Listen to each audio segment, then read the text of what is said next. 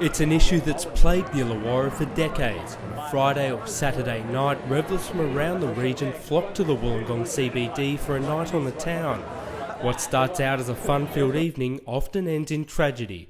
Intoxicated patrons become taken over by rage, causing damage to themselves and to those around them. I have no doubt that as a society we have to say to ourselves, whether we're young, middle-aged or older, that being absolutely drunk in a public place and causing grief is not on.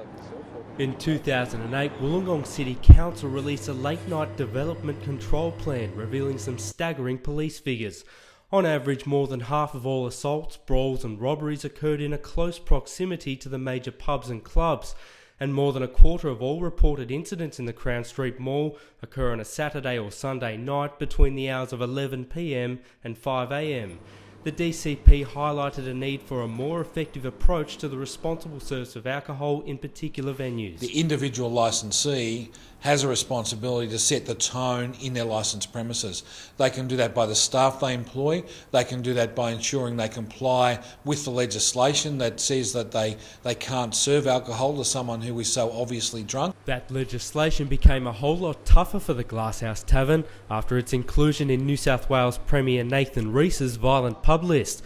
The refined laws now enforce a 2 a.m. lockout, plastic cups after midnight, restrictions on the number of drinks bought after 12 a.m, and the ceasing of alcohol 30 minutes before closing. In addition, closed-circuit television cameras are now strategically placed throughout the city, and they're being put to good use. CCTV itself has been effective just as one particular tool. To give you an instance, we're looking now, January 2007 to now, there's been 1,061 arrests since the inception of the cameras. 158 cameras are now situated between the entertainment centre and the hospital, but according to many, the critical factor in this fight against crime is the licensees.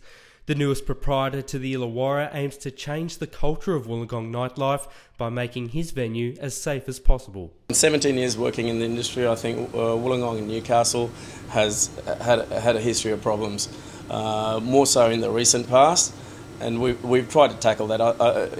My personal opinion is it shouldn't be the case. I don't understand why it is. Kotagama believes that seasoned staff, better security and the use of strict venue policy makes his venue a safe haven for pub goers. The Commerce graduate says he's prepared to sit down with other licensees in order to stop the violence. It seems now the focus has been placed in the hands of the patron.